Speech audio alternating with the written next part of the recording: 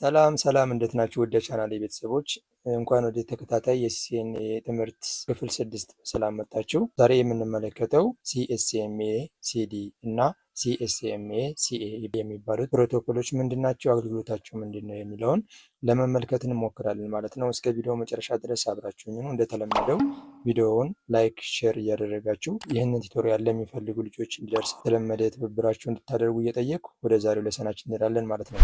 ኔትወርክ እንደ ጋራ መንገድ ነው። ማለትም ብዙ መኪናዎች በአንድ ጊዜ ለመሄድ አንድ መንገድ ላይ ሲሞክሩ ግርግር ወይም ትራፊክ ጃም ይፈጠራል ማለት ነው። ልክ እንደዛ ሁሉ የዛሬው ትምህርታችንም እያንዳንዱ የኔትወርክ ዲቫይሶች ሪኩዌስት ሲያቀርቡ በአንድ የኔትወርክ ፓዝ ውስጥ ሲያልፉ ያ ጃም እንዳይፈጠር፣ ያ ግርግር ደግሞ እንዳይፈጠር በየተራ ሁሉም አገልግሎታቸውን እንዳገኙ ሊያደርጉልን የሚችሉትን ሁለቱን ዋና ዋና ህጎች ነው የምንመለከተው። እነሱም ሲኤስኤምኤ ሲዲ እና ሲኤስኤምኤ ሲኤ ይባላሉ ማለት ነው። ሲኤስኤምኤ ሲዲ ማለት ካሪየር ሴንስ መልቲፕል አክሰስ ዊዝ ኮሊዥን ዲቴክሽን ይባላል። ይህ ዘዴ ከዚህ በፊት በነበረው የባስ ቶፖሎጂ ኔትወርኮች ላይ እና በሀብ የሚጠቀሙ ኔትወርኮች ላይ ጥቅም ላይ ሲውል የነበረ ህጎች ነው ይሄ ማለት ነው። በአንድ የጋራ ኬብል የተገናኙ ኮምፒውተሮች አሉ። እዚህ ጋር እንደምትመለከቱት በባስ ቶፖሎጂ መልኩ የተገናኙ ናቸው። እዚህ ቶፖሎጂ ላይ በአንድ የጋራ ኬብል ነው ፓኬታቸውን ፎርዋርድ እያደረጉ የሚፈልጉትን አክሰስ የሚያገኙት። በዚህን ሰዓት ታዲያ መረጃ ለመላክ ሲሞክሩ የሚከተሉትን 3 ደረጃዎችን አሟልተው ነው የሚጠይቁት ማለት ነው። የመጀመሪያው ምንድነው? ካሪየር ሴንስ ያልነው ሲኤስ ያልነው ማለት ነው። እሱን ደረጃ አሟልተው ነው። እሱ ምንድነው? መጀመሪያ ኮምፒውተሩ መረጃ ከመላኩ በፊት በዚህ ኬብል ውስጥ ከዚህ በፊት የተላከ ፓኬት አለ፣ ሌላ የላከ አካል አለ የለም የሚለውን ያዳምጣሉ። ካሪየር ሴንስ ማለት እሱ ነው። ሌላ ኮምፒውተር እየላከ ከሆነ ኬብሉ ስራ ላይ ነው ብሎ ያስቡና እነሱ ከመላክ ይቆጠባሉ። ፍሪ መሆኑን ካረጋግጠው ነው መላክ የሚጀምሩት ማለት ነው። እሱን ካሪየር ሴንስ እንለዋለን። መልቲፕል አክሰስ የተባለው ደግሞ ሁሉም ዲቫይሶች እዚህ ሊንክ ላይ የተገናኙ ማንኛውም ዲቫይሶች የመላክ መብት አላቸው። ኬብሉ ነፃ መሆኑን ምንም ፓኬት እየተላከበት አለመሆኑን ካረጋገጡ መላክ ይጀምራሉ። ይሄኛው በዚህ ምክንያት ነው መልቲፕል አክሰስ የተባሉት ማለት ነው። ኮሊዥን ማለት ደግሞ ሁለቱም ኮምፒውተሮች ለምሳሌ በአንድ ጊዜ በተመሳሳይ ሰዓት ፍሪ ነው ብለው አስበው መላክ ቢጀምሩ የመረጃ ግጭት ይፈጠራል።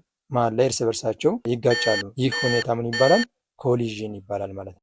ኮሊዥን ዲቴክሽን የተባለው ደግሞ ግጭት እንደተከሰተ ኮምፒውተሮቹ በኬብሉ ላይ ያለውን ኃይል ቮልቴጅን በመጨመር ሴንስ ያደርጋሉ። ያኛውን ኮሊዥን ዲቴክት ያደርጋሉ፣ መለየት ይችላሉ ማለት ነው። ኮሊዥን ተፈጥሯል አልተፈጠረም የሚለውን መገንዘብ ይችላሉ። ከዛ ምን ያደርጋሉ? ግጭት ከተፈጠረ ወዲያውኑ መላኩን ያቆሙና ጃም ሲግናል ነው የሚለቁት ለሁሉም ኮምፒውተሮች። በዚህ ሊንክ ችግር ስላለ ግጭት ስለተፈጠረ እንዳትልኩ የሚል ጃም ሲግናል ለሁሉም ይለቃሉ ማለት ነው። ኮሊዥን ዲቴክሽን የሚለው ይሄኛው ነው ማለት ነው። ስለዚህ ሲኤስኤምኤ ሲዲ ማለት ባጭሩ ይህንን ይመስላል ማለት ነው። ሌላው እዚህ ጋር መገንዘብ ያለብን ሌላው ሀሳብ ምንድነው? ራንደም ባክኦፍ የሚባላል። ይህ ራንደም ባክኦፍ ምንድነው? ግጭቱን የፈጠሩት ኮምፒውተሮች ለምሳሌ 2 ኮምፒውተሮች ሲልኩ በዚህ መልኩ ግጭቱ ከተፈጠረ ፓኬታቸው ከተጋጩ እንደገና ከመላክ ይልቅ የተወሰነ ታይም መጠበቅ ይጀምራሉ። ድጋሜ ከመላካቸው በፊት ነው። ያ የሚጠብቁበት ታይም ራንደም ባክኦፍ ታይመር ይባላል። ይሄኛው ራንደም ባክኦፍ ታይመር ምን ያደርጋል? ድጋሜ እንዲልኩ ታይሚንግ የሚይዝላቸው ይሄኛው ነው ማለት ነው። ይሄኛው እንደገና ግጭት የመፈጠር እድሉን ይቀንስላቸዋል። ስለዚህ 2 ኮምፒውተሮች በተመሳሳይ ሰዓት ልከው የፓኬታቸው ግጭት ከተፈጠረ ድጋሚ ወዲያውኑ ከመሞከራቸው በፊት የተወሰነ ታይም የመጠበቅ ሂደት ያደርጋል። ያችን የሚጠብቁባት ታይም ለምን ይጠቅማቸዋል? ድጋሚ ያ ኮሊዥን እንዳይፈጠር ያደርግላቸዋል። ይሄንም ራንደም ባክኦፍ ታይመር እንለዋለን ማለት ነው። አሁን ባለው የኔትወርክ ስታንዳርድ መሰረት ሀቦችን ወደ ስዊች ተቀይረዋል። ምክንያቱም ሀብን እየተጠቀምን ሳለ ሲኤስኤምኤ ሲዲንም ይጠቀሙ ነበር፣ ነገር ግን ግጭቶች ይከሰቱ ነበር እንደዛም ሆኖ ማለት ነው። አሁን ላይ ግን ስዊች ነው እየተጠቀምን ያለ ነው።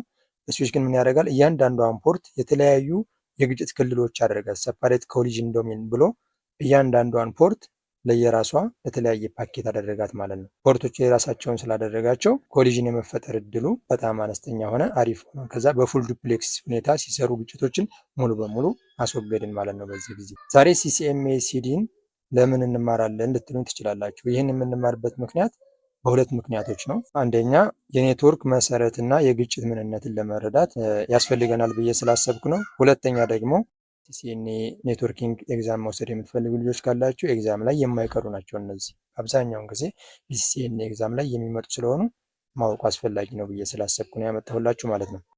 ሌላው ደግሞ ሲኤስኤምኤ ሲኤ በገመድ አልባ ኔትወርኮች ወይም በዋየርለስ ኔትወርኮች ላይ ምን ይመስላል የሚለውን ደግሞ እንመልከት።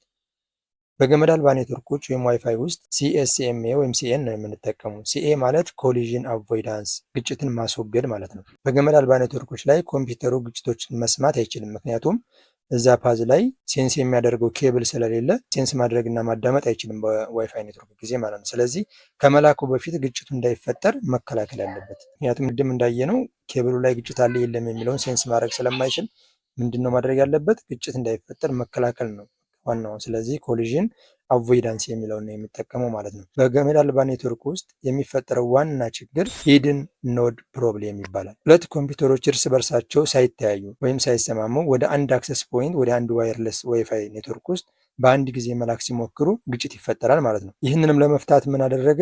አርቲኤስ ኦር ሲቲኤስ ሬዲ ቱ ሴንድ ኦር ክሊር ቱ ሴንድ የሚባሉ ፕሮቶኮሎችን መጠቀም ጀመርን ማለት ነው በዋየርለስ ጊዜ። ይህ ምንድነው? የሚልከው ዲቫይስ መላክ እንደሚፈልግ አክኖሌጅመንት ኤፒውን ያሳውቃል። መጀመሪያ አክኖሌጅመንት ልልክ ነው ብሎ ጥያቄ መላክ አለበት መጀመሪያ። ከዛ ኔትወርኩን ያዘገይና ምን ያደርጋል? ነፃ ነው የሚል ሲቲኤስ መልስ ሰጧል ማለት ክሊር ቱ ሴንድ መላክ ትችላለህ የሚል ምላሽ ማግኘት አለበት ከመላኩ በፊት ማለት ነው። በዛ መልኩ ነው ኮሊዥንን አቮይድ ማድረግ እየቻልን ያለ ነው በዋየርለስ ኔትወርክ ጊዜ ማለት ነው። እሺ አሁን ላይ ስለ ሲኤስኤምኤ ሲዲ እና ስለ ኤስኤምኤ ሲኤ ኔትወርኮች በስርዓት እንዲሰሩ የሚያስችሉ ቁልፍ የትራፊክ ህጎች መሆናቸውን አይተናል።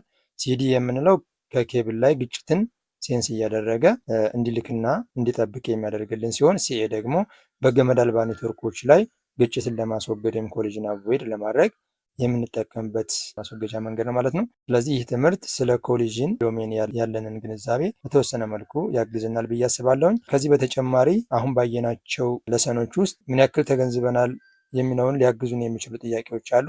እነዚህን ጥያቄዎች እንሞክራቸውና መልሳቸውን ኮሜንት ላይ ታስቀምጡልኝ ያላችሁ ማለት ነው። የመጀመሪያው ጥያቄ በሲኤስኤምኤ ሲዲ ውስጥ ኮሊዥን ወይም ግጭት የሚከሰተው በየትኛው የኔትወርክ ሁኔታ ነው? ሁለተኛ ሲኤስኤምኤ ሲዲ ግጭት መፈጠሩን ሲያውቅ የሚጠቀመው ምልክት ምንድን ነው የሚባለው? ሶስተኛ ጥያቄ ሲኤስኤምኤ ሲኤ ኮሊዥን አቮይዳንስ ያልነው ማለት ነው ከሲኤስኤምኤ ሲዲ በተለየ መልኩ በብዛት የሚተገበረው በየትኛው ኔትወርኮች ላይ ነው? አራተኛ ሀብ እና ስዊች ከግጭት አንጻር ሲታዩ ያላቸው ልዩነት ምንድን ነው?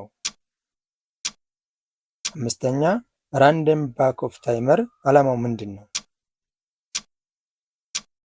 መልሳችሁን ኮሜንት ላይ ታስቀምጡልኝ ያላችሁ ማለት ነው። የዛሬው ለሰናችን ይህንን ይመስል ነበር። እስከ ቪዲዮ መጨረሻ ስለተከታተላችሁኝ ከልብ አመሰግናለሁ። በቀጣይ በሌላ የኔትወርኪንግ ርዕስ እስከምንገናኝ ሰላም ሁኑ።